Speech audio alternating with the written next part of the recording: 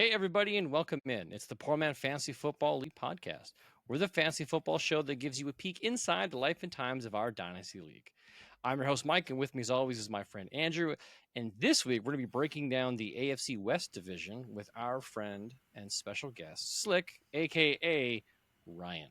Because no one ever refers to you by your first name, but I noticed you put your first name in the show notes, so I'll give you props to that. But otherwise, you're just That's They don't fine. even call you by the That's whole makes it Slick easy. Burn. It's just Slick. no, it's not. I don't even Slick, but we just shorten it to Slick. That's just fine, fellas. Happy to be here. Excellent. It is Wednesday night, July 10th. I'm going to start off with Andrew. Andrew, how you doing this fine, hot summer day? It's melting. Yeah, it's rough. Got in my truck when I came out of work, and my truck was 30, or got into my truck, it was 38.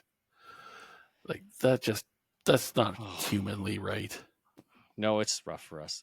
Ryan, Slick, what is it like where you are? But in yeah, Fahrenheit, because we can do the conversion.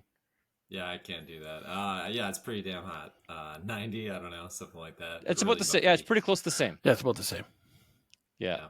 Yeah. You have a human heat, did though, I go don't back you? in time because it's July 17th now. Oh, my show notes. I haven't updated. My apologies and good catch. Bonus points for you. We'll award those at the end of the show. But just in case a monster trade goes down, you know that we were not. Yeah, right. We're not way somehow behind. in the way past. I don't know.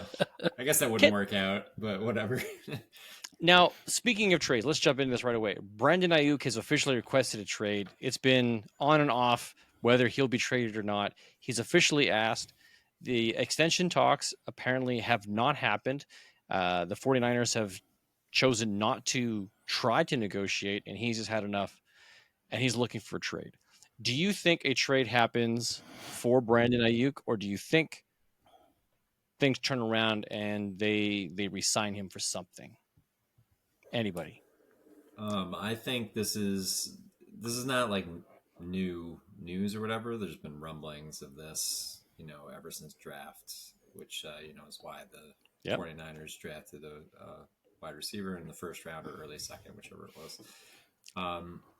So it's not a surprise at all, and I think the 49ers were kind of preparing to not give him the world. I thought it could be Debo too, though, and actually I don't know. I wasn't feeling the whole situation. This is why I actually traded Debo. I tried to trade Debo. I put him on the trade block and then the no fun league, and Andrew and I actually got that trade done. But it's concerning. If I was an Ayuk owner, I don't think I'd want him to move. Me either. Agreed. I think the 49ers are in the driver's seat here, and they're just going to say, we have enough talent without you. If you don't want to show up to camp and you don't want to sign, that's on you. Sit the year out. Look what's happened in history. Look what's happened to all these clowns that Le'Veon Bell, I'm going to sit out the year because I don't want to pay. I don't want the money you're going to offer me. And then what happens? He comes back and he's a crappy running back after that. Right? Like these guys that miss time don't come back the way they were. Like even Deshaun Watson, he's not the same player he was before his suspension and sitting on the bench for the year. Yeah, he had an injury, then the sitting, and then the bench. Yeah, that was rough. Like these Ayuk guys. is not like a Devontae Adams or something where he's lit it up and now he's going to be the number one free agent. This is his first extension, right? I think this is his rookie contract is coming to an end. He's expecting an extension. He still has 1 year left on his contract. So in reality, if he doesn't report to camp, he will be experiencing fines and penalties. I would. And he's not the number one. Information quicker if I could spell Ayuk.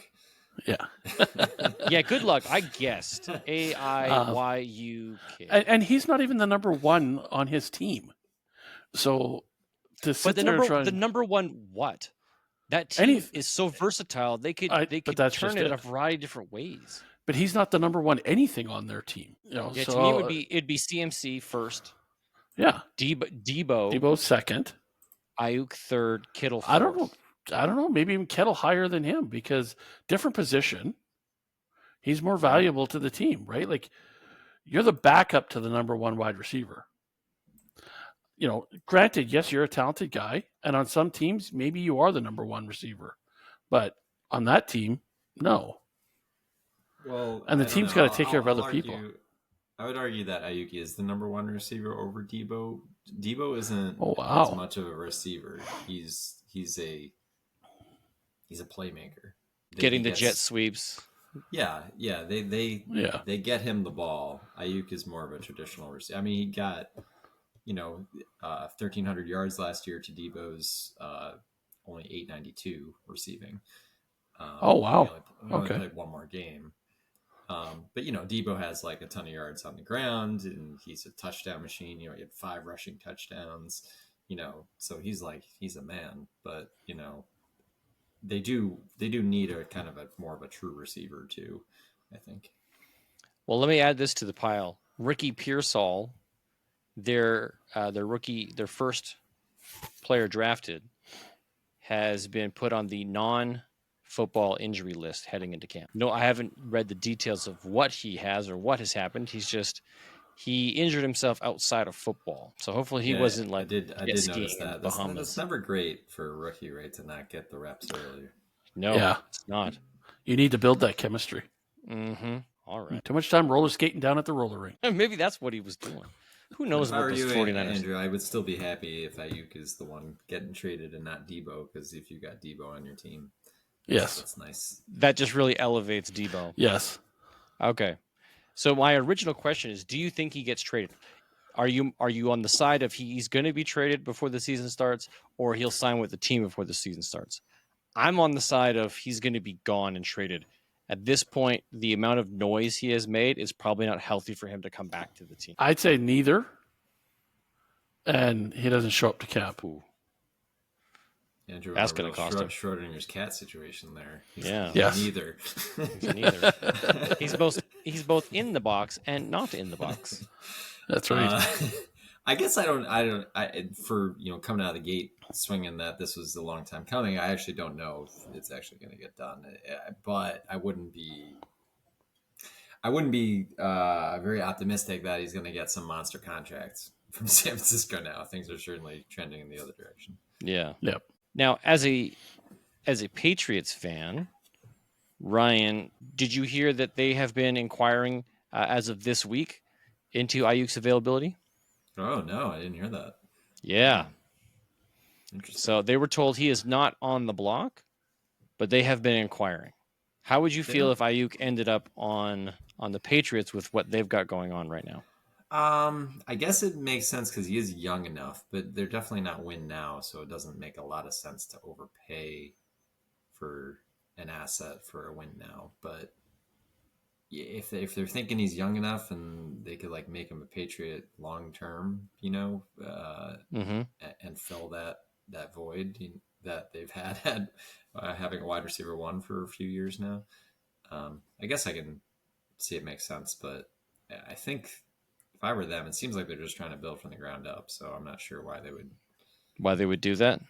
Yeah, maybe they got I think they got a lot of cap room though. So I think they do. I think they're top 5 in cap space because they essentially purged a lot. And with everything with all the changes that have gone in New England, it's going to be interesting to see the personality of the team. Like, what direction are they actually going to go this year? Are they going to be a run focus? Are they going to be a pass focus? Like, what's their personality going to be? So putting a puzzle piece in place like that could be the building blocks for what they need to for the next couple of years. Sure. It's not a bad low spot for him to kind of go and shine. So, but like you said, you don't know if they're willing to pop out a bunch of money for a maybe. Will it work? Will it not work? Yeah, Post Belichick, it's interesting. GM. Yeah. As a fan, of course, I'd love him. Yes. Okay. All right. As a Lions fan, I would not want him on the team. Why? On New England? No, on the Lions. Because as of right now, the Lions don't have a true number 2. Jameson Williams is slotted into that role. But if I'm thinking, what would they have to give up to go and get Brandon Ayuk. Yeah. Well, you just paid Amont St. Brown. Now you're going to get another rooster in the henhouse who thinks he's the big rooster. It's like, I don't want that. I'm actually disappointed the Lions didn't go out and sign Tyler Boyd to fill that void. No rhyming not intended, but because I think he has the possibility of being great for a younger team that doesn't have a one, but I don't think it's going to play well with a team that has one that he's going to contend with. Yeah, he's going to want the ball like all of the top guys. So yeah. All right. In other news, Jordan Love has talked up his friend Dontavian Wicks. Now, there's been a lot of conversation via a variety of fantasy analysts about the wide receiver room over there in Green Bay. They showed out last year. All of them were getting reps and targets, but not all of them rose to that number one spot, right? So Christian Watson, Romeo Doubs, Jaden Reed, and Dontavian Wicks, all with varying values in draft capital that were invested in them, but all showed certain elements of quality play. Do you think this is smoke or is this fire? Andrew, let's start with you. I think it's great that he's pumping the gas for one of his guys. But when I look at Jordan Love, he's that quarterback that shares the ball with everybody. He's going to spread it out and keep everybody happy. So him going out to say, okay, someone's going to have a monster year and nobody else is going to do anything, I can't see that happening. I can't. That's not the MO of that team right now. It's everybody pitches in to make the team successful. One guy might have a bad game one game and then have a breakout game the next game, and somebody else is second fiddle. I think he just does a great job spreading the wealth to everybody, where I don't see him saying Wicks is going to be the top guy, that's the 1,500-yard receiver this year. I think it's great that he's doing it, but I think it's, like you said, Mike, smoke. Okay. Ryan, what do you think? I think it's fire, but that doesn't mean I think he's going to be the number one receiver on the team. I just think he showed last year, and I think this helps reinforce that it's not a fluke, and he's waiting in the wings for his opportunity. And as soon as Christian Watson goes down again, which seems inevitable, True. We're going to have a guy come in. And this is actually a little similar to the 49ers we were just talking about, in that Jaden Reed is really great. I really love him too, but I'm just speculating, but he seems more like a playmaker, like a mini Debo, not necessarily like a true, X receiver. So I think they're going to rotate a few other guys in there and see who sticks the best. I'd be buying Wick stock, but that doesn't mean I think he's going to be the number one, but I'm liking this news, and I have Wick, so yeah. If he does build great chemistry with Love, a good flex player to have on your team, right? So if he's getting you 15 points, if he's getting you 10 to 15 points a week, that's a great. Oh, it's massive. A great flex. That is. I like this news. I don't know Jordan Love that well. He's been around a long time, sitting behind Aaron Rodgers. He showed up, played well, showed that he can work with pretty much any receiver on his roster. Yeah. This is the year that we're going to find out what Jordan Love really is and which receivers are going to be his guys. I think of the four on that roster, Christian Watson's the one I want out of. Jaden Reed is the one I want the most. Dontavian Wicks, I think, is the enigma that is he for real? And is this a real fire that's going to burn with passionate love to rise him up to become prolific? Or is it really just, hey, look, I love this guy and he's going to have a monster year for the wide receiver 3, wide receiver 4 on the team? Is he rising out of the ashes like a phoenix? Yeah, right. Like what is this going to be? And to me, it's Romeo Doubs, which I think is just like that's the true wide receiver 3 on the team. I think that's his spot. And it's going to be a battle between Christian Washington staying healthy and how much playing time does Dontavian Wicks get to rise up. So I like this. Good luck trying to get someone to sell you Dontavian Wicks, though. I think the majority of people that I've spoken to that I've tried to acquire him from, they're not selling. They're putting a high value on him with that gambling upside. So I think our ship has sailed to get Dontavian Wicks at a deal. So if you want him, you're going to pay what I would call a premium for a late round draft pick. And as a Lions fan, you must be pooping in your pants hearing good things out of a Green Bay camp. Yeah. If things are happening and things are good, that's not good for the Lions. The stupid Green Bay quarterback curse. It's like it's unfreaking real. But they always lose out in the second or third round of the playoffs. Love it. I'll take it as long as they lose to me. It's all good. Speaking of other news happening inside the NFC North, Minnesota Vikings wide receiver Jordan Addison finds himself in hot water as he was recently arrested on Sunday for suspicion of driving under the influence. He was found sleeping behind the steering wheel of his running car. Did you hear that? What an idiot. Yeah. It's like, what are you doing, buddy? I don't know. All right. Well, I can say I would never. Can I be like naive enough to say I would never do this crap? Like, don't you guys know? Come on. This is like a once in a lifetime. You've worked for this. And you've worked so hard. You're just going to throw it away. But and this is, I think, every football fan or common person just shakes their fist whenever they see these articles about these kids doing this stupid stuff, because any one of us would want to switch positions with those guys in a heartbeat. If I got the opportunity to make $40 million a year playing a game I loved, I am not going to screw it up by going and punching a bouncer at a bar or putting hands on a woman. Putting hands on a woman, or sexually inappropriate with another human being. Or if I'm going out to the bar, I can afford a effing Uber to get my ass home. Yeah, exactly. Right? The hitting a woman thing is more like your personality or like something you can't fix with money. But like, this is just like, you have enough money, just hire a freaking private driver everywhere you go if you want. Drink as much as you want. Like, yep. Or driving around with a gun in your car or something stupid like that. Like, no, get your head out of your rear end. You've got so many people in North America are so envious of you guys and would trade spots with you in a minute, and yet you disrespect the money and the team, the team, the industry, everything. Yes. Yeah.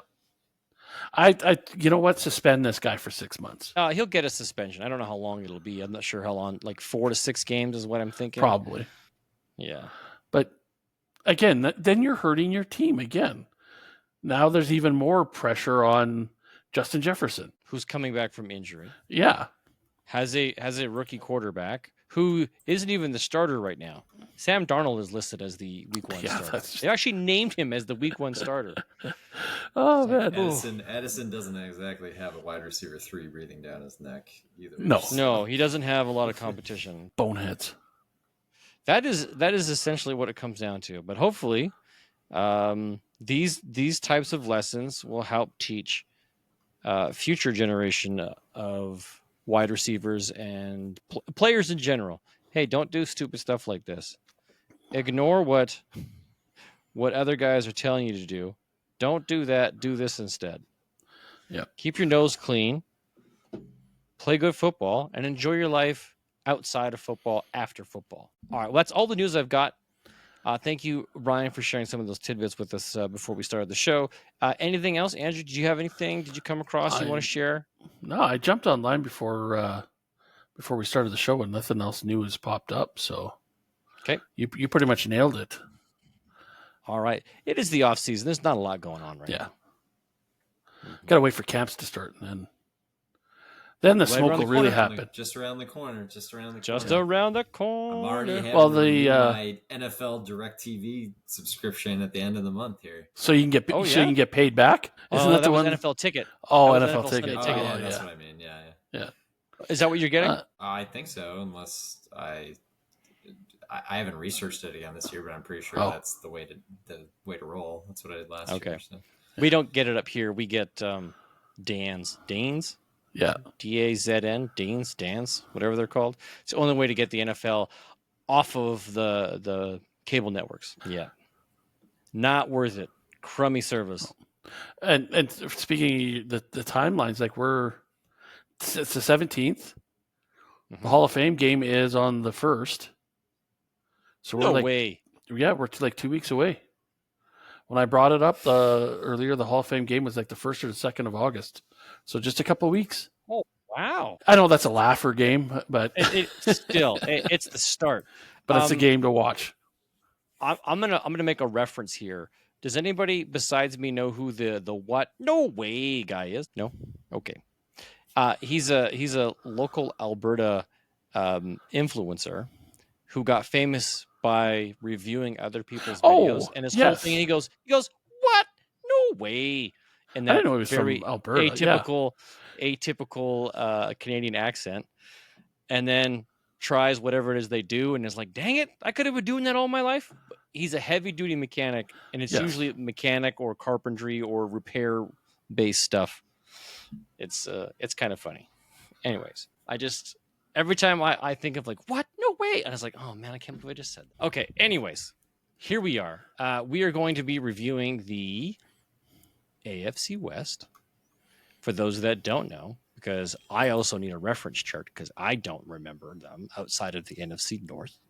The AFC West is your Broncos, your Chiefs, your Raiders, and your Chargers. Now, we're doing this one in particular because Ryan does not want to be a homer and do the division that his favorite team is in. So he can be completely objective. Now, unfortunately, we do happen to have a homer with us, and that would be Andrew. So I'm sure we're going to see some very lopsided opinions when it comes to his Chiefs. See, I thought Ryan wanted to come on here just so he could slam the Chiefs to try and rub stuff into me. And I'll find plenty of other ways to do that, Andrew. Slamming the Chiefs doesn't seem to be a winning bet. No, unfortunately, they just keep winning. Okay. So what we're going to do is, first of all, we're going to talk about how they finished last year. Then we're going to talk a little bit about how we think they're going to finish this year based upon our personal opinions. Now, granted, everybody take this with a grain of salt. We are not professionals. We don't know football as well as we would like to. And for the most part, myself primarily, everything is purely emotional. It is not a logical. I will try and justify it logically, but really it's an emotional decision. So in other words, when you pick the Chiefs going 17-0, it's because your daughter likes Taylor Swift. Yeah. Yep.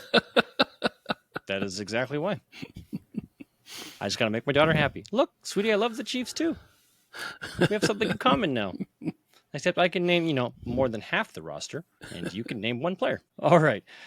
So first up, last year, the Kansas City Chiefs, I'm going to say narrowly won that division. They won with a record of 11-6. To me, the biggest surprise, given their team structure, were the Raiders, who came in at 8-9, followed by the lowly Denver Broncos, bolstered by that epic play by Russell Wilson, also made it to 8-9. And then, unfortunately, the Los Angeles Chargers just utterly imploded, ending their season 5-12. Andrew, any comments about how things went last year? You know what? They had the Chiefs had a really bad start to the year. They were subpar. They were not the Chiefs we were expecting. Travis Kelce wasn't playing real strong. Not a good beer, Mike. No. Now I remember why I don't like it. It tastes like cough syrup, like bad cough syrup. But I'm thirsty. I didn't bring a water bottle or anything. So I wanted to show you the weird beer. Just so you know, it's called Prairie Fairy by Sea Change Brewery here in Edmonton. Sorry for the disruption. It has a weird flavor. Change it to the Flaming Mo. There you go. Oh, They brought in some receivers that they thought might help the team that did absolutely Didn't. nothing. Like Kadarius Toney. You pay the guy all that money and then you bench him for the playoffs. Like what the heck?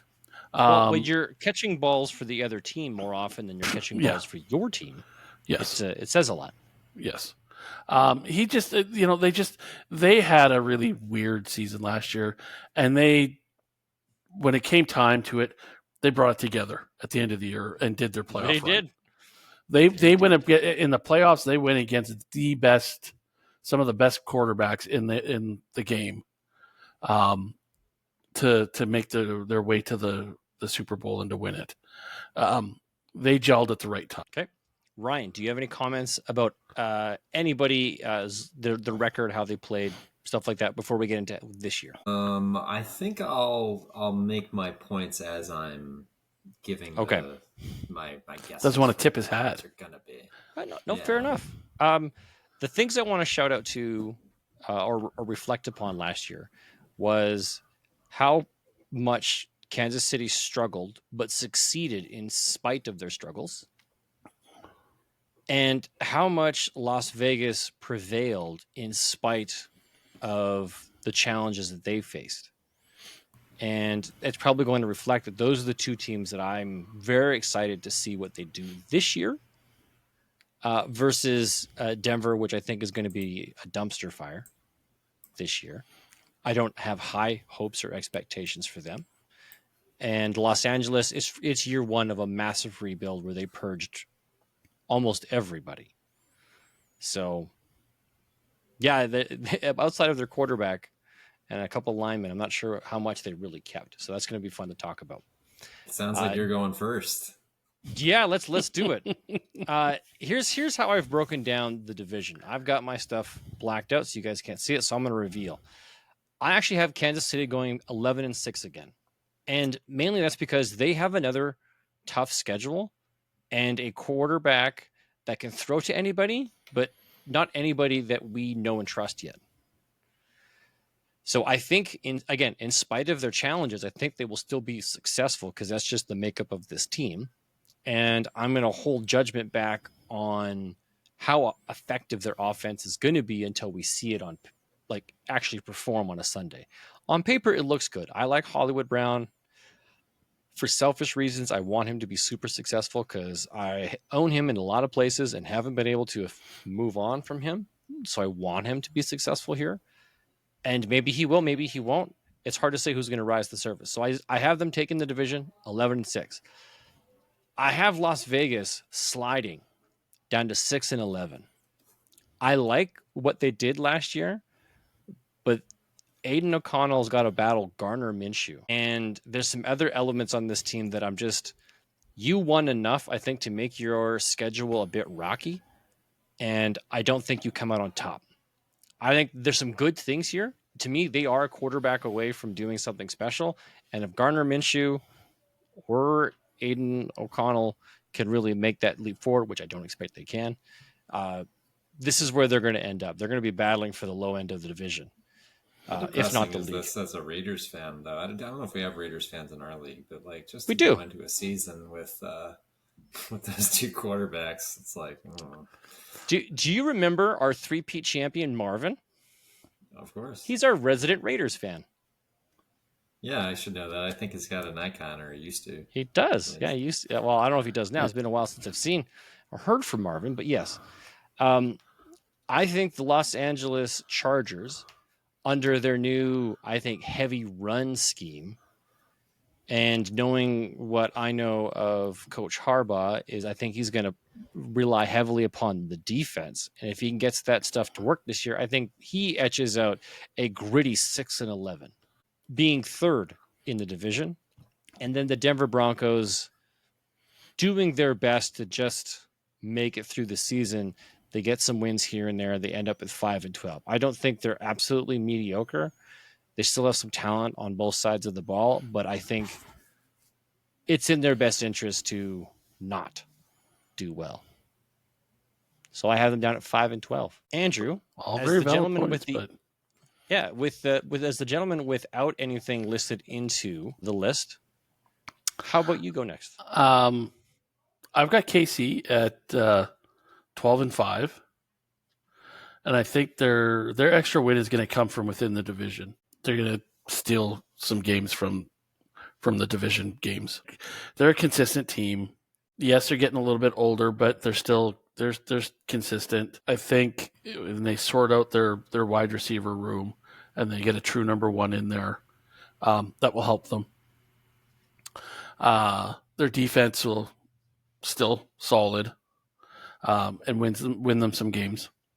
Okay. So my number 2, and I'm going to shock everybody with this one.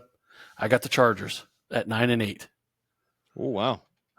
Like you said, Mike, I think it's going to be a heavy run game because Harbaugh loves that smash mouth run, and I think they're going to make some. They're going to steal from, I think, Vegas and Denver, and get almost half of their wins out of those two. If they sweep all 4 of those games, that's half their win, almost half their win total. Next, I've got Denver at 7-10, and then I've got Vegas at 6-11. Okay, so we align in the Vegas, Denver. Yeah. What do you see in Denver? What are you feeling there? Why did you say 7-10? It's going to be a young team, and I think if they can start to gel and get behind their quarterback and become a team like a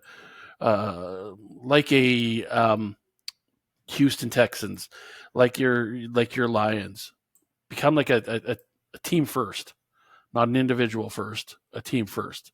I think they're gonna surprise a few people and steal some wins. They're not gonna be 500. They're not gonna be great, but they're gonna be. They're not going to be as bad as the Raiders. Okay, that's interesting. All right. I think the only thing the Raiders have going for them is their defense. That's it. Devontae Adams isn't happy. That's White. I don't think White can carry the workload for everybody. It's just on offense, I don't see anything really positive for the Raiders. All right, Ryan. Ready for me to roll here? Yeah, let's hear what you got. Are not too far off. I'll go similarly. First of all, to try to explain some of this, I did do a little research for what happened last year. There's a couple of things we hadn't mentioned yet. So first off, for the Chargers, Herbert was injured last year for like 4 or 5 games. So them going 5-12, it's just so hard to give a team with a good quarterback such a bad, projection. So I'm leaning more on the Andrew side with the 9-8. But before I reveal my selections here, I thought I would ask you guys: Do you know there was some surprising defensive stats in this group from last year? 2 of these teams were in the top 10, and 2 of them were in the bottom 10 on defense. So, do you guys know who was in the? If I had to the top 10. Go ahead, Mike. I'm going to take the Raiders and Chiefs as defenses in the top 10. I would go Raiders and Chargers. Oh, I really thought you were going to sweep it. Nope, Mike is right. It's the Raiders and the Chiefs. The Chiefs were the number 2 defense. Number 2? Wow. Yeah, and Vegas was number 9 defense. So it's so hard to get away from the ingrained. I mean, Chargers defense has always sucked, but you know what I mean? The ingrained, the Vegas defense sucks, the Chiefs defense sucks, Denver defense is good. But nope, last year is totally different. Chiefs thrown out the window. Up, there we go. And so did the Raiders. So that was some positive stuff. Whereas Denver was absolutely terrible. 27th defense. They had that 70-point game against Miami. Oh, they, scored 50 touchdowns. Okay, now I do recognize that they have that hanging around their neck. But if you looked at what Denver did from that game on, they were above average defense for the rest of the season. Yeah, that's true, because I remember that as well, because I was trying to play the Denver matchups after that with running backs or whatever. And it doesn't work. So they definitely tightened up. Out. Yeah. All right, so I'll run it down. I'll do the highlight thing here. Take it away. All right, so Chiefs pretty easy, 12 and Yeah. 5. Just a conservative. They're easily going to win the division. Pick up one more game than last year. Not too much to think about there. Then, as I mentioned, the Chargers. I put them at 8 and 9, but Andrew, I like your 9 and 8 too. It's just so hard, like I said, with Herbert to keep thinking they are gonna go sub 500. I think they're gonna be around there, 8 and 9. They're coming in. At least they're trying something different, right? They have like all new players, new coaches. That quarterback is the only consistent thing, pretty much. So I think they'll figure it out. And then Denver and Vegas. I mean, their quarterback situations are just so terrible. I knocked them down a peg. I put them both at 5 and 12. Okay. So they both were 8 and 9 last year. So I just put them both at 5 and 12. Denver situation does have a little more light in that, like, Bo Nix, maybe he could be a future quarterback, so like you might feel okay with your 5 and 12, whereas if Vegas goes 5 and 12, that means nothing's working, and they don't even have their possible new quarterback, so that would be a pretty depressing finish. Well, now everybody's got good valid points on we on do. each of theirs. It's interesting. I like how you guys are really high on the Chargers, and for the reasons that you have. And we get a chance to kind of talk about that here. We're all pretty consistent with what we think Las Vegas is going to do, which I find surprising. I thought I was going to be really low out of the group, but we're all pretty close. The Denver 7 and 10 from Andrew, that is the surprising stat this week. Let's have a look at what Fox Sports. Now they happen to be the only big sports caster news outlet that has made a divisional prediction thus far, their early predictions. I do have Bleacher Report's also predictions here that I want to share. So let's Fox Sports. They have Kansas City winning the division 12 and 5. No surprise there. They went 6 and 11 for Las Vegas. How did I go 100% on that? Yeah, ridiculous. They went Denver Broncos 7 and 10, and the Chargers 9 and 8. So someone's I did not take that off. I did not take that off of Fox Sports. I swear. Okay. I like that this is relatively consistent for not just for you, Andrew, but also for you, Ryan. Pretty close. Now, Bleacher Report has the Chiefs going 11 and 6. They have the Chargers going 9 and 8.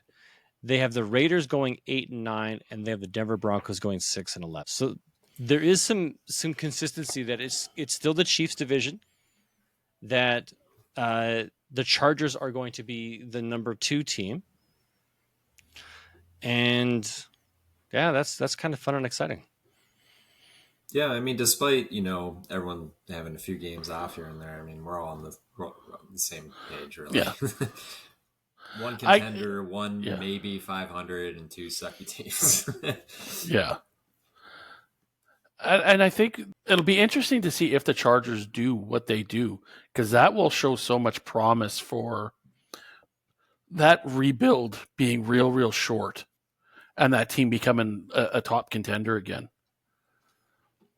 fairly quickly. I think a lot of guys will want to go play for Harbaugh, so that rebuild might become real short. Guys that become free agents, oh, hey, I want to go play for the national champion and a Super Bowl champion, and get myself a ring. So sure, it does make it easier when it comes to free agency. Like, people can see, oh, hey, look, I can see what you're trying to build here.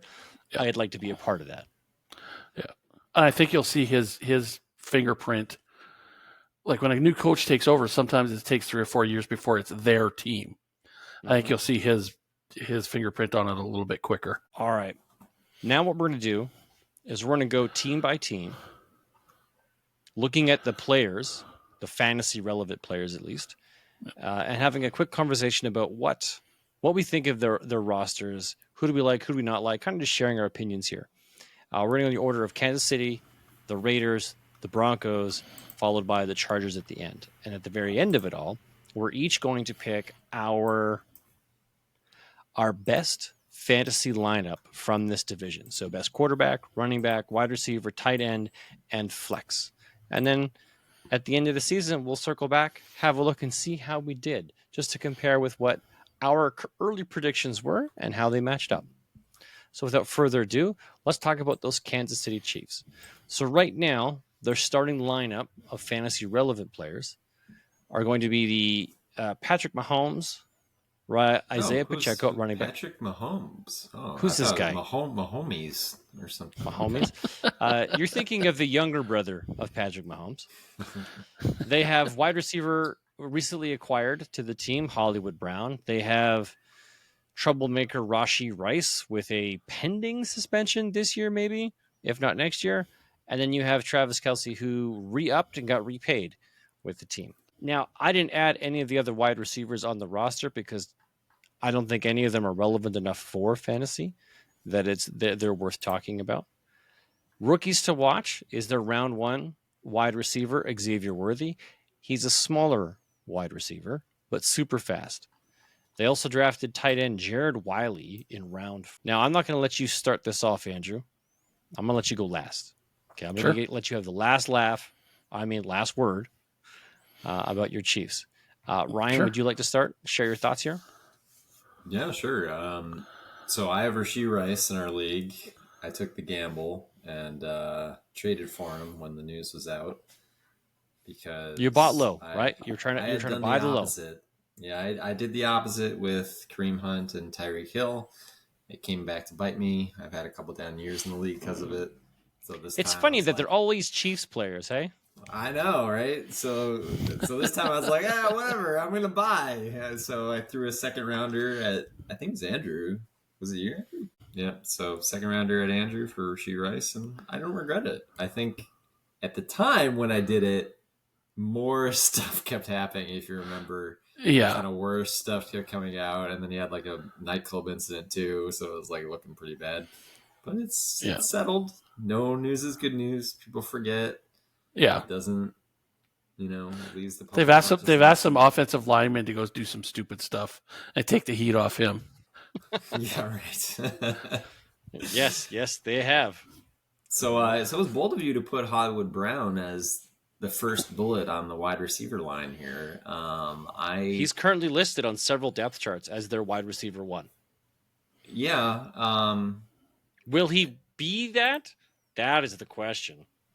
I mean, how many times does he have to do this? I think he's shown what he's shown. He's not going to be the guy. So he'll be a guy. He'll catch balls. Mahomes will pass it around. But I see him a lot like oh my gosh, who's the other Green Bay wide receiver that moved to Kansas City? MVS. Yes. Yeah. Marquez Van Dale Scantling. Sounds like an Exxon Mobil tanker that tipped over and dipped oil into the ocean. He'll catch a couple targets a game, something like that. I don't think there's a lot going on there. Okay. So I'm happy to have Rashee Rice, but Xavier Worthy is it shows a lot that they spent capital on a round one wide receiver. They moved up to get him. They realized they needed to bolster that room a bit. So it doesn't worry me about Rashee Rice. They just needed some more guys in there, I think. Tony was obviously a flop. And, the other, McCole Hardman's back. Woo! There's not a lot of other pop on the roster from wide receivers. So all right, that's you? Mike? I can talk for a while, but I figured I will cede the floor. No, that's good. Going for the wide receivers. Let's keep it succinct. I think Patrick Mahomes is going to be great at whatever Patrick Mahomes is going to do this year. I'm really excited for Isaiah Pacheco. I think this is where the bulk of the fantasy points are probably going to come this year. It's not going to come through Kelce. It's not going to come through whatever wide receiver, because I think Patrick will have to distribute to his wide receivers. I also believe that Xavier Worthy will be the wide receiver one on this team by the end of the season. I think it'll take some time for him to build up those reps, that rapport, and he'll do that couple long bombs. He'll be a low target, high value type of player. Because he's small, I'm a little hesitant, but we are seeing a trend of smaller, faster wide receivers really starting to gain some traction in the NFL. So it's not out there. It's not unbelievable to see him fulfilling that role with his archetype. So that's my bet. Xavier Worthy's wide receiver 1 on this team by the end of the year, but there is a good amount of distribution between everybody. Isaiah Pacheco is going to feast on the ground, and Travis Kelce will be tight end 5 by the end of the year. I think there's going to be some other tight ends that are going to have to step up for their teams, and Travis Kelce isn't going to be relied upon as heavily. So that is my take. Hollywood, my fingers are crossed. I'm hoping for all hope that he becomes the wide receiver 1, because I'll take it on the chin, because it'll work for all my fantasy lineups if he pulls it off. But I agree with you, Ryan. He's a wide receiver 2 at best on any team. He's not going to be the guy solely on a team. So if he can play that second fiddle and let Xavier Worthy or even Travis Kelce play the 1 role, right, and just kind of scoop up that sideline, I think Hollywood Brown will be your wide receiver 2, 3 on your roster, if not a flex play. It's interesting to put him at a 5 because I agree. Like it seems like he should go down. You know, he's getting older. Mm-hmm. But like, there doesn't seem to be like anyone waiting in the wings to like fill the gaps in the top. It's probably going to be somebody new this year. Like Sam Laporta took it last year. Yeah, he's guarantee that he's going to do it. Doesn't know he's going to guarantee to do it again. I put him within the top 5, and maybe that's probably a better way of saying Travis Kelce. I think will finish in the top 5, and I think that's a lock, with his floor being number 5. I don't think we're going to. We have like an easy top 3 tight ends that everyone's like trying for, but even really, it's just Laporta right now. I think in his own tier as number based 1. upon last year's results, right?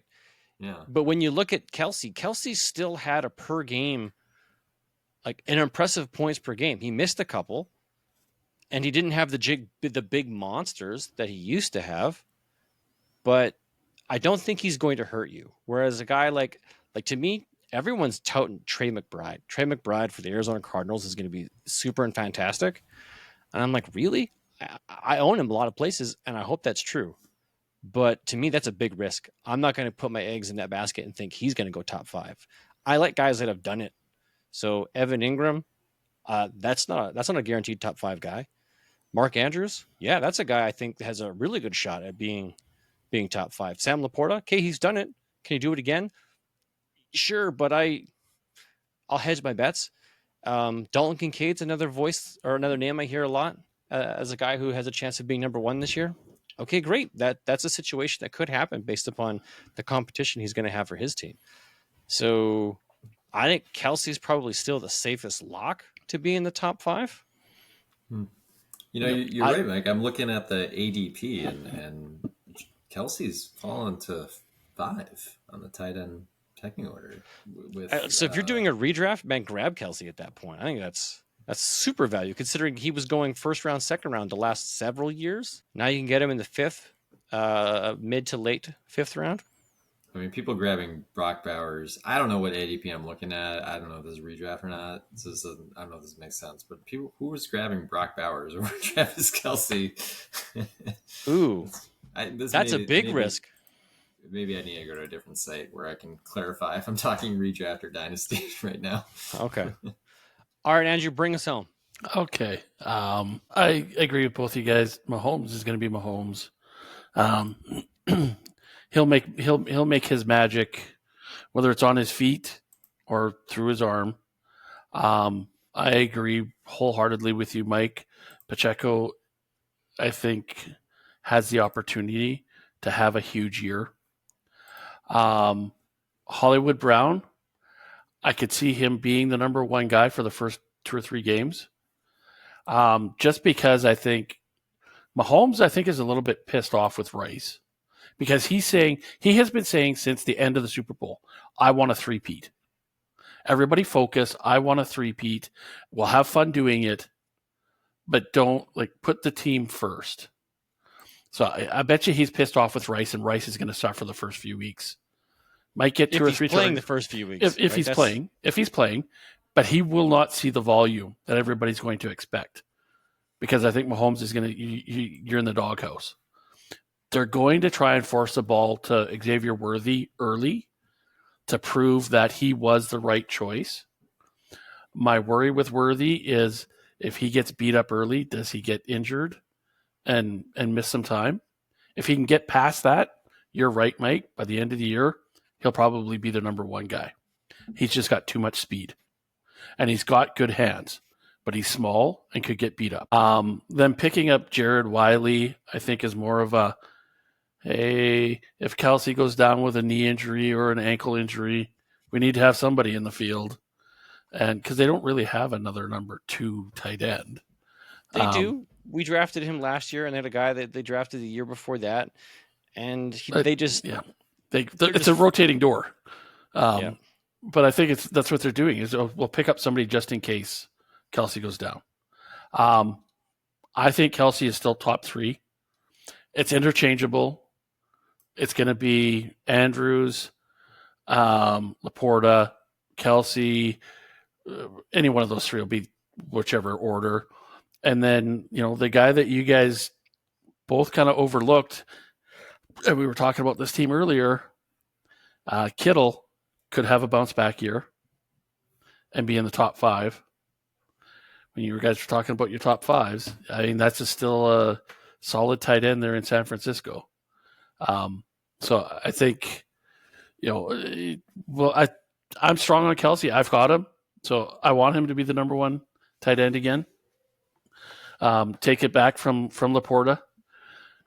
But this team just has so many different weapons. And I think the one that's got the highest ceiling right now is Pacheco on the team. I thought, just to bring to your Kittle comment, I thought Kittle and Kelsey were the same age, but Kittle's 30. Kelsey's 34. Yeah. I didn't know that. Kittle, I feel like they've been playing a similar number of years or something. I think Kittle came on stronger earlier, but then went through a few years of injuries. And that's where things he fell off the radar of everybody. He was inconsistent because of the injuries. Yeah.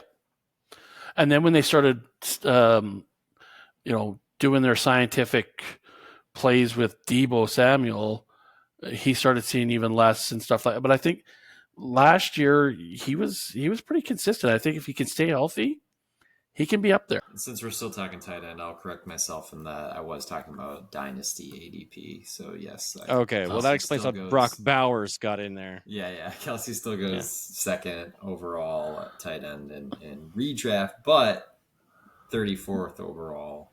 So still a lot later. Oh, in the 3rd round. Okay. Yeah. All right. Well, that wraps it up for the Kansas City Chiefs. Lots to love, some questions. Yeah. Let's move on to the Raiders. I'm going to hit this one first, if you guys don't mind.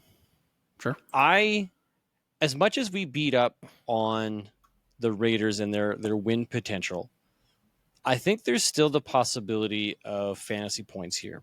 I just don't know where they're going to come from. Really, it's going to come down to which quarterback is going to be the guy. Now, I happen to be on the side of Gardner Minshew. I like what he did filling in at Indianapolis. I think this is a guy who is a quality backup. If I have a pocket passer, I would love to chase Gardner Minshew as my backup. In reality, if I've got that like Justin Herbert, that Jared Goff, that Baker Mayfield, I would prefer to have Gardner Minshew as my backup because I know that he's a guy that can step in and play that ball and make my receivers relevant. I don't trust Aiden O'Connell. I don't think he's the guy. I don't think he has it in him to do that. I think he's a backup quarterback at best, and I wouldn't even want that. So what I'm chasing here for points, Devontae Adams, mainly because he's just going to demand targets. Zamir White, with the caveat, as long as he stays healthy enough to stay on the field throughout the season. Now, he has only Alexander Madison of the former Vikings glory and failure. I'm not optimistic that anybody is going to push Zamir White off of that pedestal at this point. So as long as Zamir stays healthy, I think he'll have volume play, much like a Rashad White did. not efficient with his touches, just volume play, as well as Davante Adams. I'm not trusting any of the tight ends here because Michael Myers was last year's big rookie draft pick, who just got overshadowed by this year's tight end rookie draft pick. So I don't know what the future holds there. I'm not holding my breath. So I've put my money where my mouth is. I've gone out wherever I have Zamir White. I made sure I grabbed rookie 6th round running back Dylan Lobb to have as backup because I don't think Alexander Madison is the guy to hold. And take the points where you can get them, guys, because they're going to be few and far between on this team. I fully agree with everything you said. The only fantasy relevant person on the team that I would take is Adams. I don't even know that I would take White. Yeah, I get that. He could have been just a flash in the pan, right? Yeah. Like, we don't know. Ryan, you put in the talking notes here. Is Zamir just last year's Madison? And the fact that Madison is on this team might very well be the case. Yeah. And I don't want it to be the case, but I don't think Alexander Madison is going to be able to step in and fill up that backup role. So I think if White falters, they go to Madison, he'll falter, they'll go back to White, and it'll be just a volume play for the guy and say, all right, this is what we're getting.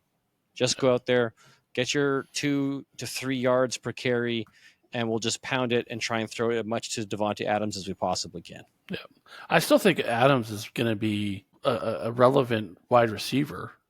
Yeah, I think he's good. Just because he's going to get the volume. The team is going to think he's lost a step. I think he's still good. Yeah, the team is going to do nothing, but he's going to get the points. So from a dynasty fantasy point, I'd love to have the guy on one of my rosters. Hey, I have him in. I have Davante Adams in one league that I can think of. I know how much you love those older guys. Maybe we can make a trade. Maybe we'll make it. Where's it going? He's 31. He's got Aiden O'Connell and Gardner Minshew. You want Adams? Go for it. Yeah. But if he can get you 18 to 20 touchdowns in the season, I don't think he's going to get that. Because that means Gardner Minshew or Aiden O'Connell are going to have to throw 20-plus touchdowns. And I think they get 22 on the season, which means a percentage of that will go to Davante Adams and distribute amongst the rest. I mean, he was the wide receiver 11 last year, and he had Jimmy Garoppolo and Aiden O'Connell as his quarterbacks. So I'm not saying he's not. That's because he was hyper-targeted, because there was nowhere else to go. Jacoby Myers was okay, but not. Okay, let me ask you this question. You have a choice. Do you want Davante Adams as your wide receiver 1? Because that's kind of where you're the position you'd have to be in to have him as your wide receiver 1. Because I don't know too many guys that are going to sell him for less than that type of a price. Or would you rather have Jacoby Myers as your backup to flex play? Adams. Yeah, Adams. He's consistent. Yeah, you just know he's just going to gobble all the volume. And Myers, he's younger, but I think he's at his ceiling right now. Yeah. I don't think he's so. Agreed. Yeah. You'd rather take the ceiling play right now, I think, and as opposed to the solid flex for future years. Any other comments from anybody? Not on this team. That's the downside of down teams. Multi-beast and Josh has Zamir White as his RB2, and that's who Andrew compared to my RBs that I went on a diatribe about. I knew that was coming. ETN. I knew that was coming. I would not feel very comfortable with Zamir White heading this. Plus, keep in mind, I don't know what they're doing over there. I don't know why Jacobs was so bad last year, but like if they didn't change it up significantly, I don't know. It's not like they had a great run game and now White's just going to come in and take the whole bag. It's like they had a crappy run game last year, and now Zamir White he's left holding the bag. Yeah. Yep. Yeah, I think for me, Zamir White is going to, at best, he's going to get a Rashad White type season, where it's just volume with inefficiency. I'm sure he'll be thrilled with that outcome if that's what he gets. Yeah, to be honest with you, I would be absolutely ecstatic if that's what Zamir White gave me this year, and I would try to unload him. Capitalize on the high. Talk about capitalizing on a high and getting an amazing deal for the quarterback, sending him all the way over to the Pittsburgh Steelers. Let's talk about the Denver Broncos, who are currently rocking Jarrett Stidham and Zach Wilson as their starting quarterbacks. Now, granted, they did draft Bo Nix in round 1, which seemed like a bit of a reach. And they drafted his teammate, Troy Franklin, in round 4. Running back, Audric Esteem, in round 5. I did make note that they drafted wide receiver Devon Vale in round 7. Thank you for the correction, Ryan.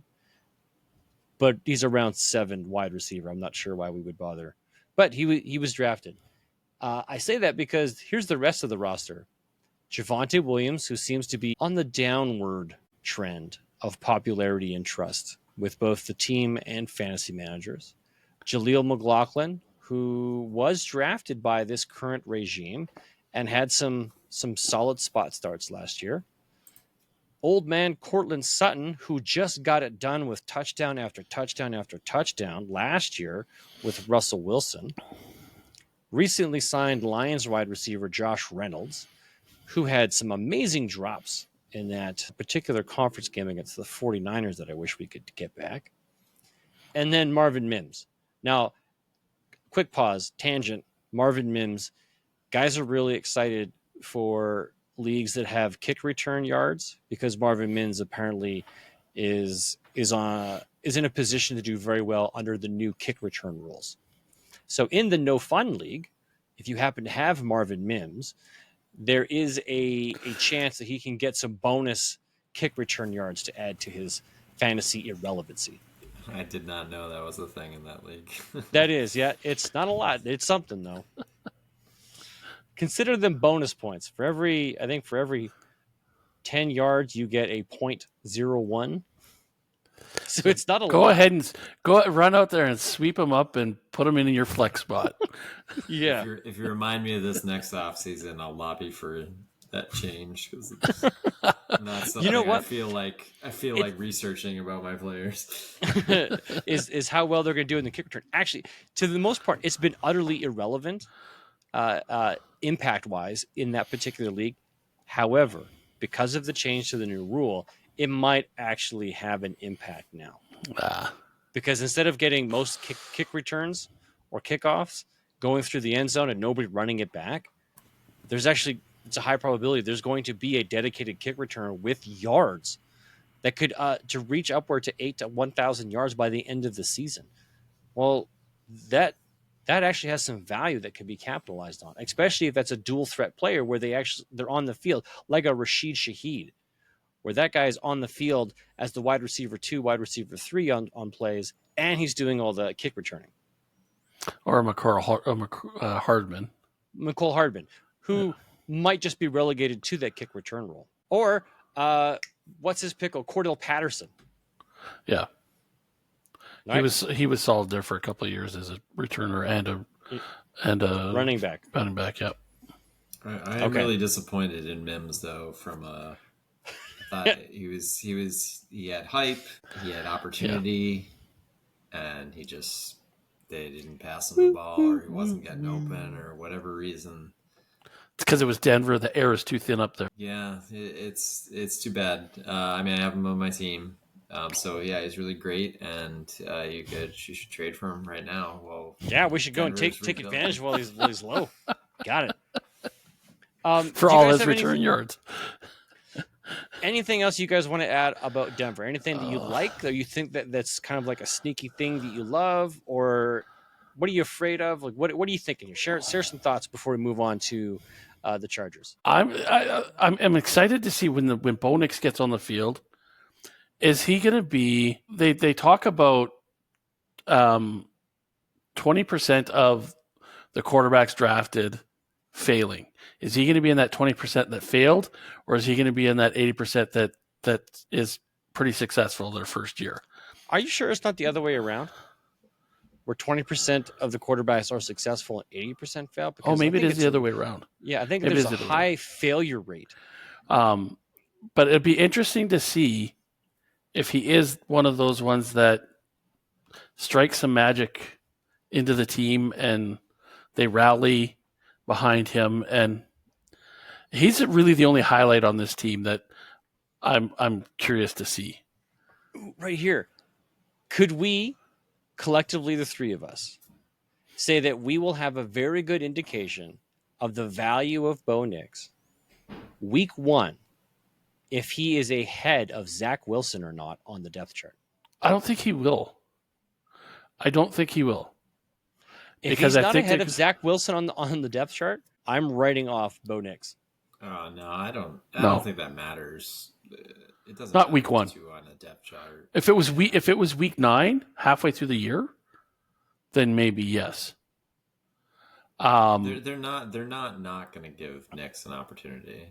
Well, I think they will give him an opportunity, but I think they'll go Jarrett Stidham Yes. as the starter. And I think, maybe to me, if Bo Nix is listed as the backup, then I'm like, okay, well, I think there's something here that could happen. But if he can't beat Zach Wilson to be the backup to Jarrett Stidham, and that's my prediction. If obviously they could just go into the season and say Bo Nix is the guy, and we're just scrapping Jarrett Stidham and Zach Wilson altogether, and then we'll have our answer of where the team puts their faith and their trust. But to me, if Bo Nix is third on the depth chart week 1 and he can't pass Zach Wilson in camp, I know what I think I'll need to know. Well, I've already heard rumors that Zach Wilson is not being beloved in Denver. So. Oh, really? Yeah. I don't Okay. think. Yeah. Maybe not a good gauge then to use Zach Wilson as the benchmark. Yeah, I guess that's what I'm getting at. Well, he beat out Zach Wilson. They must love him. They must love him a lot. Somebody's mom is impressed. Yeah. So I guess might as well just put him in the Giants with Daniel Jones. Yeah. Okay. I guess I'll highlight the rookie wide receiver Troy Franklin here. Sutton and Judy were seemingly not the answers. Judy left town. There's a lot of targets to fill there, and I don't know what happened to Sutton. Right, he came in with such promise, and he didn't really grab the reins. He's like a 700-yard season, receiver. Nose for the end zone, though. He seems to live and survive off of those end zone touchdowns. Maybe he should move to tight end. Well, I guess what I'm saying is, his ceiling seems set.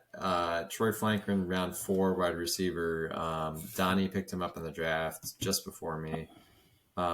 Picked him at the 204 or 205, which is very high for a round 4 wide receiver. He picked him before Xavier Legette, which is a round 1 wide receiver in the NFL draft. But that's because Franklin was just really fell in the draft. He was like, some people had him as a top 6 receiver, and he fell all the way to round 4 right into the Broncos' lap. So I'm jealous of Donnie for getting Franklin. Not that I think he's going to be great this year, but I just think this wide receiver room is ready for someone else to go and take the reins. And I think Franklin's a nice bet for that. Let me ask you this then. With Troy Franklin being paired with his college quarterback, Bo Nix, do you think that boosts both of them in the potential of success because they've had a couple-year relationship, they've had chemistry, and they're now going to transition to the next level together? Yeah, that's a great point to bring up. I kind of forgot about that. It is right here in my notes for him. But I mean, that's definitely helpful. And, he's already tied to Nix from a if Nix does well, he does well standpoint. And that can only help, having that prior relationship, definitely.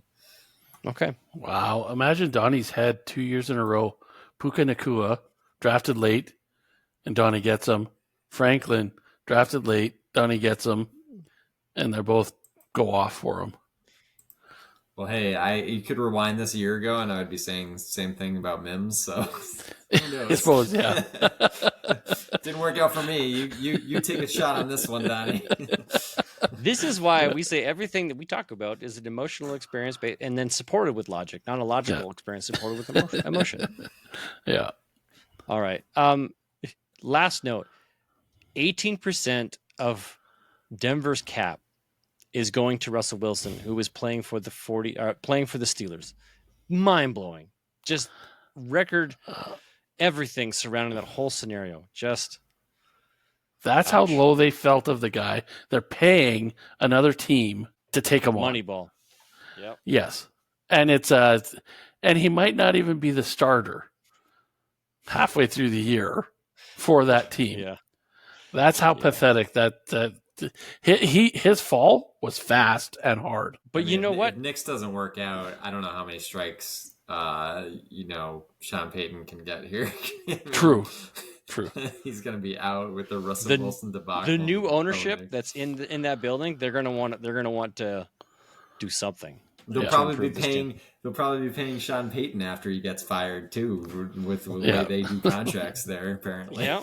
Draw them in with money and then send them away with money. All right, well, let's talk Chargers and let's wrap this thing up. My child is waiting for me to put him to bed.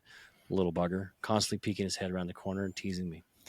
All right, the Chargers. We've got Justin Herbert, who I think everyone is pretty happy with. This is quality as a quarterback. Yep. Gus Edwards, J.K. Dobbins at the running back. It's like, wow, that's ghosts of Ravens past. Mm-hmm. Josh Palmer, Quentin Johnson, DJ Chark. Now, before we talk about the rookies they added to this team, if this was your roster, how sick are you feeling? Because outside of Justin Herbert, I am really nervous. And as much as you guys are optimistic that the team they're going to be above 500 or at 500 by the end of the season, I don't know how you do it with this roster. Justin Herbert, I trust. Josh Palmer is not a wide receiver I would trust. Quentin Johnson did nothing last year. I think DJ Chark has a chance of being the number one wide receiver on this team just because of what he did once, way back when he was a Jacksonville Jaguar. Hayden Hurst, Donald Parham, spot starts on a weekly basis, not a reliable starter. No. So when I'm looking at the core of what this team has, I don't know how they get it done. Between old man Gus Edwards, whose name is Augustus, by the way, not Gus. He's going to be their goal line guy. He's going to get all their touchdowns on the goal line. Sure. I think he's going to have some points. I don't know what J.K. Dobbins is going to do with his injury and recovery. Maybe he's toast. But they don't have a lot of competition at all on this roster. So when you look at the future, it's like, well, let's see what they did rookie-wise. Well, round 2, they drafted Ladd McConkey. Okay.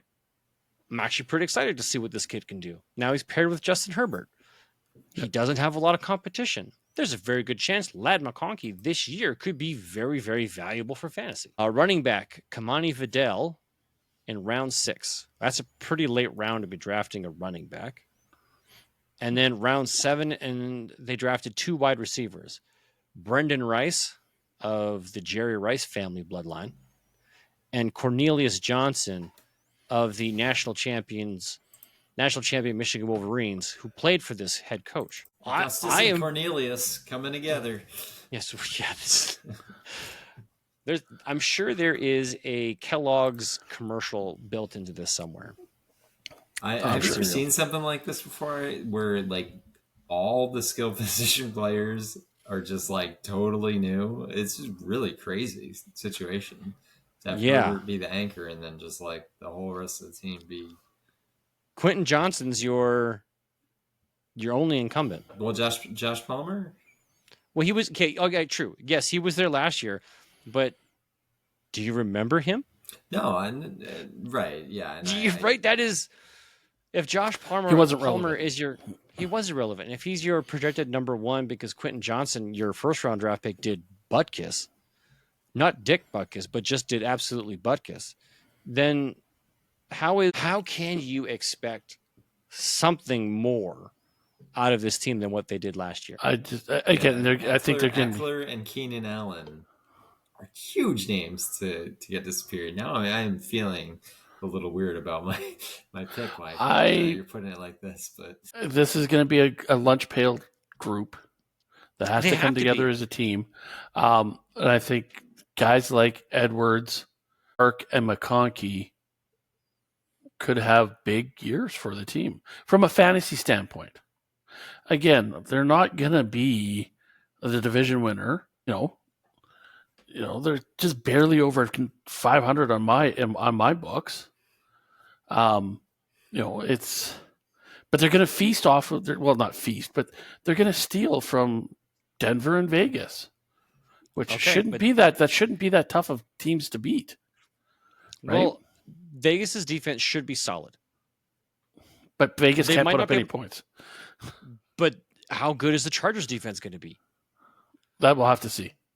That is the thing that I'm most concerned about. If this team performs, I think the points are going to come from players you're least expecting it to come from. Yeah.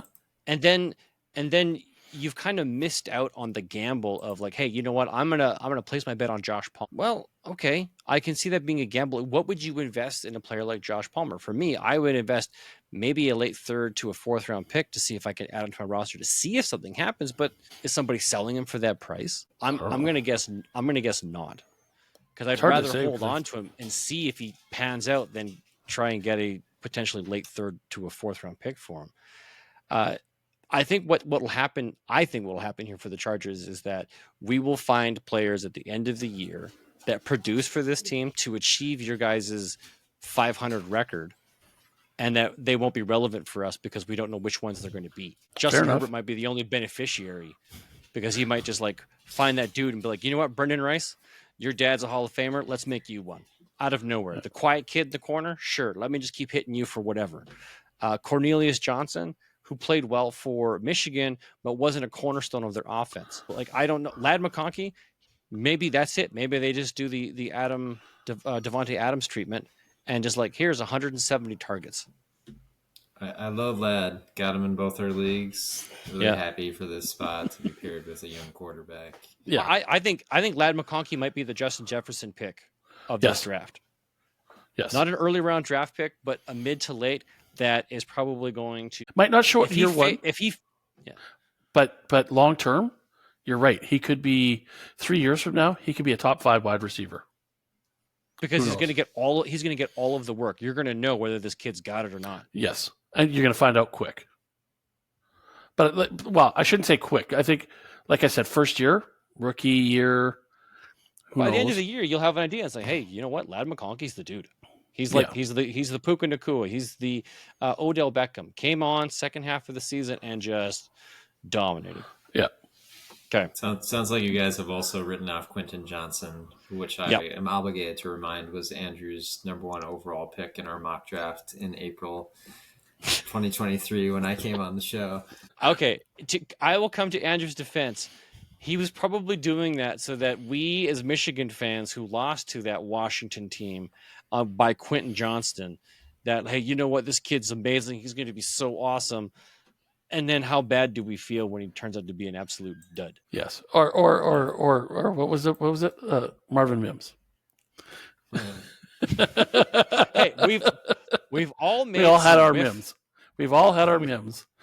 Our Trey Sermons, our Michael Carter's. We've all had some first round draft selections we would like to take back.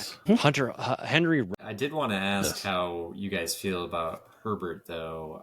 It just seems like his name value is so high for finishing, second overall, but like it's been a couple of years now where he just hasn't lived up to potential, and it certainly doesn't seem like this next year is also that promising.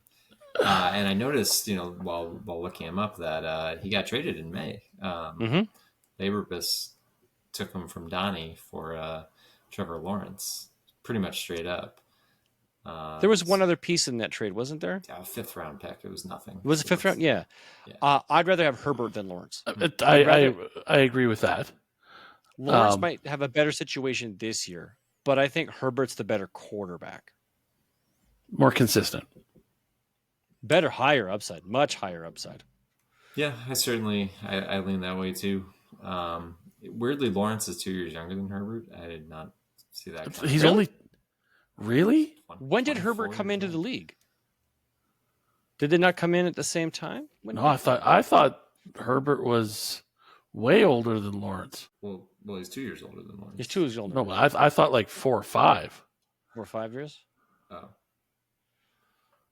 I mean, I put the ages right in there, so 24, for Lawrence, 26 for Herbert. Huh. See, so Herbert's still got a few years behind him.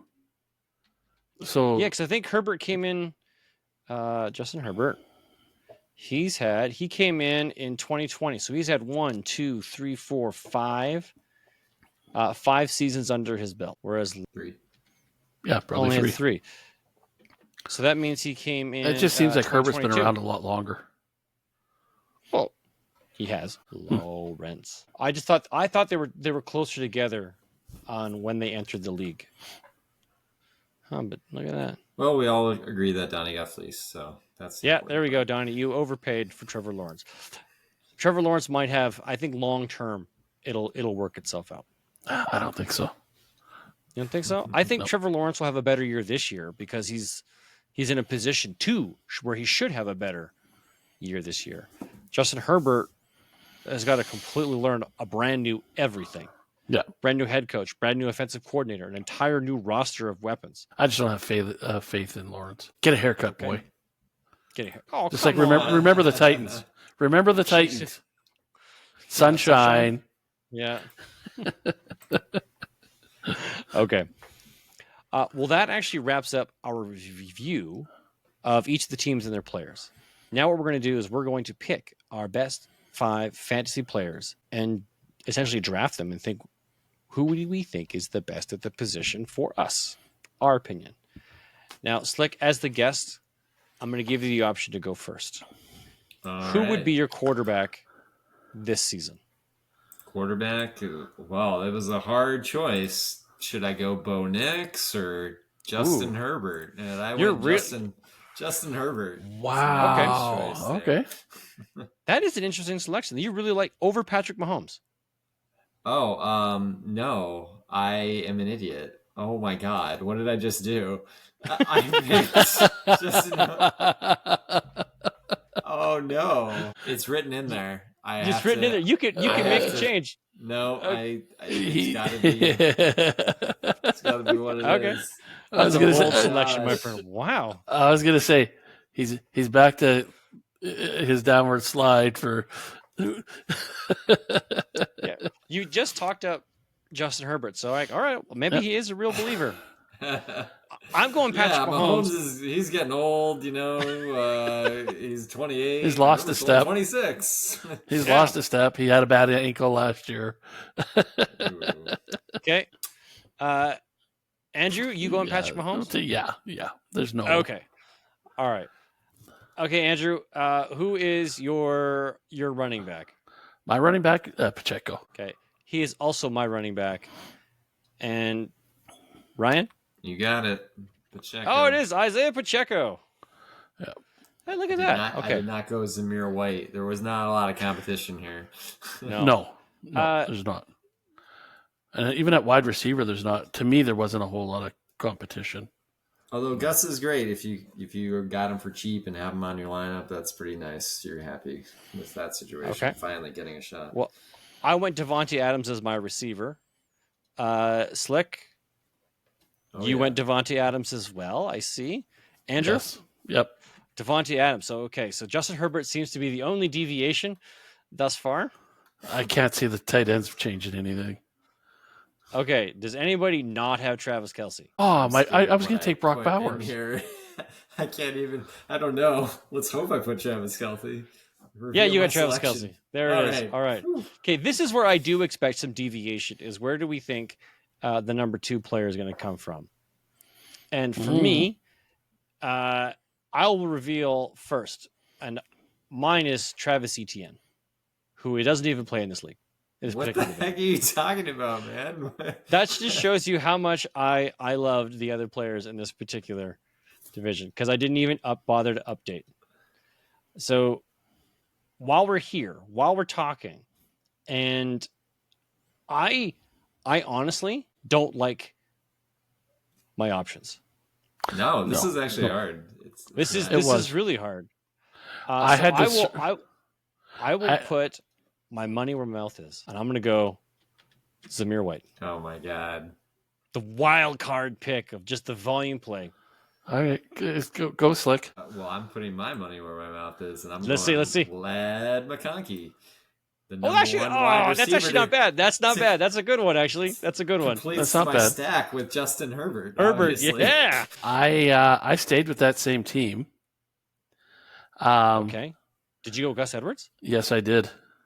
You did. Oh, you're going for that touchdown upside. Yes. Like they're projecting him 160 to 170 points. He's been waiting for his shot. He keeps getting injured. Stuff happens. This is his time. This is his time. Okay. So Patrick Mahomes, Isaiah Pacheco, Devontae Adams, Travis Kelce, Zamir White for myself. Andrew, you're rocking Patrick Mahomes, Isaiah Pacheco, Devontae Adams, Travis Kelce, Gus Edwards. Slick, you got Justin Herbert, Isaiah Pacheco, Devontae Adams, Travis Kelce, and Lad McConkey. It might be the Lad McConkey that brings you back to surpass our Gus Edwards and Zamir White to to make up for the Patrick Mahomes. But you know what? Justin Herbert is a very consistent. Where Mahomes is going to get you, 25 to 30. Herbert's going to get you 20 to 25. He's not that far behind, I don't think. I would prefer the Justin Herbert pick if he had Keenan a couple Allen, more. Yeah, if he had a couple more receivers. If he had that, then I would think that's actually like a consideration. Right now, looking at the roster, I'm not it, but I love the gamble. It's actually not total. I mean, Mahomes was only the number 8 QB last year, so he's beatable. He's beatable. He's beatable. Yep. He's probably not beatable by Herbert with this lineup here. But, Herbert can find a way. You know what? I'm going to throw 2,000 yards to Lad McConkey and 20-some-odd touchdowns just to that one kid. Nice. Yeah. I'll take it. Yeah. I bet you would. Like, how crazy would that be? It's like, you know what? Justin Herbert shows up to practice, doesn't click with anybody, hates Quentin Johnson from last year's drops. It's like, you know what? I'm not even going to bother with you anymore. I'm only going to throw the ball to you when the coach tells me I have to. Otherwise, I'm not even going to look for you.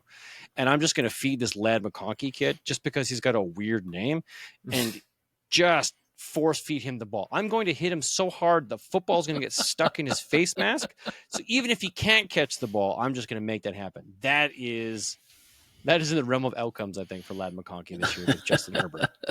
That would be hilarious. I think he's going to be great. Come awards night. The craziest pick that turned out, Lad McConkey.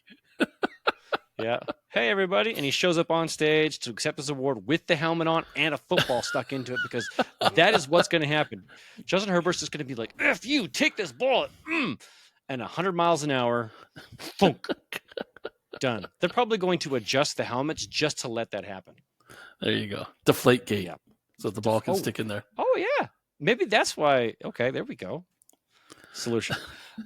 All right. Well, that's it for tonight, folks. We've had a lot of fun. Thank you for sticking around with us. We went a little overtime tonight, but that's what happens when you got some good company to share the conversation with. So, Ryan, thank you very much for joining us. Take some time out of your schedule, especially late into the evening, because I know you're East Coast. We're Central. Guys, enjoy your summer. We're going to have you come back again later in August, Ryan, for another divisional breakdown. It's going to be fun. Do you guys have any well wishes or anything, any shout outs you want to do before we close off tonight? I have no well wishes. I hope you all make terrible trades with me. So. There we go. That's what we need. I hope your teams all go down in bus crashes and all your players. The only players that survive are the ones I have. And let's get some more DUIs. Yeah, there we go. Oh. All right, guys. Well, thank you very much. Remember to check us out on. Cut this out, Mike. Oh no, never. I don't edit that much. Okay. From one poor man to another, remember, if it's not fun, it is not worth doing. You guys have a great night. Good night. Have a great week, everybody.